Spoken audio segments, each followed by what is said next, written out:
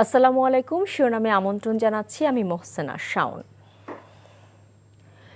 যুক্তরাজ্যে the London ক্লিনিকে ১৭ দিন চিকিৎসা শেষে বিএনপি চেয়ারপারসন বেগম খালেদা জিয়াকে স্থানীয় সময় শুক্রবার লন্ডনে ছেলে তারেক রহমানের বাসায় নেওয়া হয়েছে। চিকিৎসায় তার স্বাস্থ্যের যথেষ্ট উন্নতি হওয়ায় ডাক্তাররা আপাতত তাকে বাসায় থেকে চিকিৎসা নেয়ার পরামর্শ দিয়েছেন। গত ৮ জানুয়ারি বুধবার খালেদা জিয়া উন্নত চিকিৎসার জন্য ঢাকা থেকে কাতারের আমিরের পাঠানো বিশেষ এয়ার অ্যাম্বুলেন্সে লন্ডন যান। সেদিনই তাকে বিশেষায়িত বেসরকারি হাসপাতাল দ্য লন্ডন ক্লিনিকে ভর্তি করা হয়। এরপর থেকে লন্ডন, বাংলাদেশ ও যুক্তরাষ্ট্রের বিশেষজ্ঞ চিকিৎসকের সমন্বয়ে চলা নানা পরীক্ষা নিরীক্ষা। বেশ কিছু শারীরিক জটিলতা থাকায় বৃহস্পতিবারই ডাক্তাররা সিদ্ধান্ত নেন এখনই লিভার প্রতিস্থাপন না করে বাসায় রেখে তার চিকিৎসা চালিয়ে যাওয়া হবে।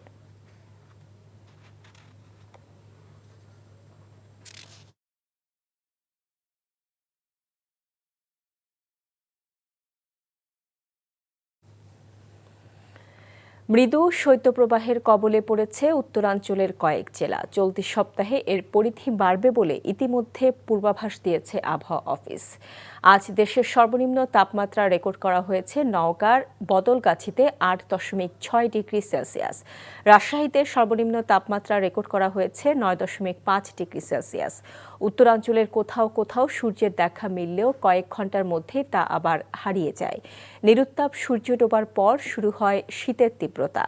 নওগাঁয় প্রায় এক সপ্তাহ ধরে সূর্যের দেখা নেই। কুয়াশা, হিমেল হাওয়া, মাঘের কনকনে শীত কাবু করে ফেলেছে রাজশাহী, দিনাজপুর, পঞ্চগড়, নীলফামারী সহ বিভিন্ন জেলার জনজীবন। বেশি বিপাকে ছিন্নমূল ও শ্রমজীবী মানুষ। হাসপাতালগুলোতে বাড়ছে ঠান্ডাজনিত রোগীর সংখ্যা। ঘন কুয়াশায় ব্যাহত হচ্ছে যান চলাচল। উঠতি ফসল নিয়েও উদ্বিগ্ন কৃষকরা।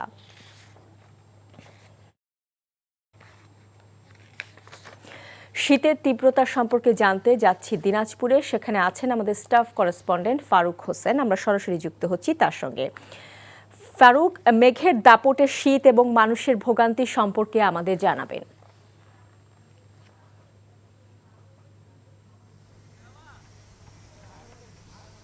শাওন, আপনার গতকাল ছিল ৯.২ ডিগ্রি সেলসিয়াস। আজকে কিছুটা বেড়ে অর্থাৎ আজকে তাপমাত্রা রেকর্ড করা হয়েছে ৯.৯ ডিগ্রি সেলসিয়াস। আপনার সারাদিনই কিন্তু এই যে আপনার উত্তর থেকে যে হিমেল হাওয়াটা বইছে, বিশেষ করে হিমেল হাওয়ার গতিবেগ ৩ থেকে ৫ কিলোমিটার।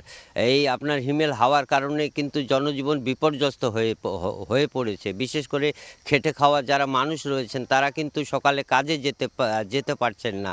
আপনার বলতে পারি যে সুসংবাদের মধ্যে এখন কিন্তু সূর্য উঠেছে। সূর্য উঠলেও কিন্তু বাতাসের যে তীব্রতা, এতে কিন্তু হাড়ের মধ্যে ঠান্ডা লাগছে মানুষের। আরেকটি কথা বলে রাখতে চাই যে ছিন্নমূল মানুষ গরম কাপড়ের অভাবে বাড়ি থেকে বের হতে পারছে না। আর আপনার বিকেল থেকে এই আপনার সকাল পর্যন্ত কিন্তু গুড়ি গুড়ি বৃষ্টির মতো কুয়াশার বৃষ্টি হচ্ছে। এতে করে কিন্তু নিম্ন আয়ের মানুষ সকালে যে কাজকর্মে যেতে পারছে না, বিশেষ করে খেটে খাওয়া মানুষ। আর আপনার নদীর কাছে চরাঞ্চলের পাশে যে সমস্ত মানুষ বসবাস করেন তারা কিন্তু নিদারুণ কষ্টের মধ্যে দিন কাটাচ্ছেন। আরেকটি কথা বলে রাখতে চাই, আমি সকালে শিশু হাসপাতালে গিয়েছি, সদর হাসপাতালে গিয়েছি। একজন বিশেষজ্ঞ চিকিৎসক ডক্টর ওয়ারেসের সাথে আমার কথা হয়েছে। তিনি আমাকে জানিয়েছেন এই শীতের মধ্যে বিশেষ করে শিশু এবং বয়স্ক মানুষ আপনার নিউমোনিয়া, শ্বাসকষ্ট, ব্রনকাইটিস সহ বিভিন্ন রোগে আক্রান্ত হচ্ছে। চিকিৎসক এবং নার্সরা চিকিৎসা সেবা দিতে অনেকটাই কিন্তু হিমশিম খাচ্ছেন। সব কিছু মিলে কিন্তু দিনাজপুরে শীতের তীব্রতা কিন্তু বাড়ছে। আর আপনার এখানকার যে আপনার আবহাওয়া অফিসের ইনচার্জ রয়েছেন তোফাজ্জল হোসেন, তিনিও আমাকে জানিয়েছেন এই তাপমাত্রা কিন্তু আরও ২-১ দিন অব্যাহত থাকবে। তবে সব কিছু মিলিয়ে দিনাজপুরে শীতের তীব্রতা কিন্তু বাড়ছেই। তো আমার কাছে এই ছিল শীতের সর্বশেষ সংবাদ। শাওন। দিনাজপুর থেকে জানছিলাম মাঘের শীতের খবর।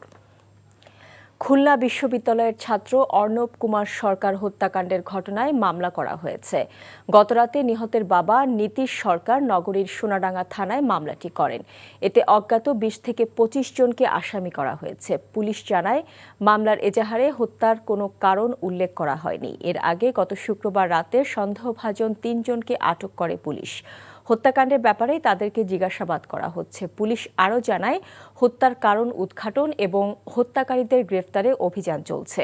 গত শুক্রবার রাতে খুলনা নগরীর তেঁতুলতলা মোড়ে সন্ত্রাসীরা গুলি করে ও কুপিয়ে হত্যা করে অর্ণবকে।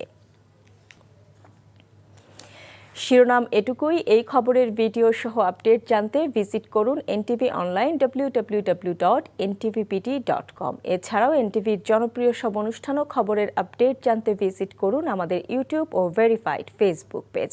12টায় মধ্যাহ্নের খবর দেখার আমন্ত্রণ রইল। এতক্ষণ সাথে থাকার জন্য সবাইকে ধন্যবাদ।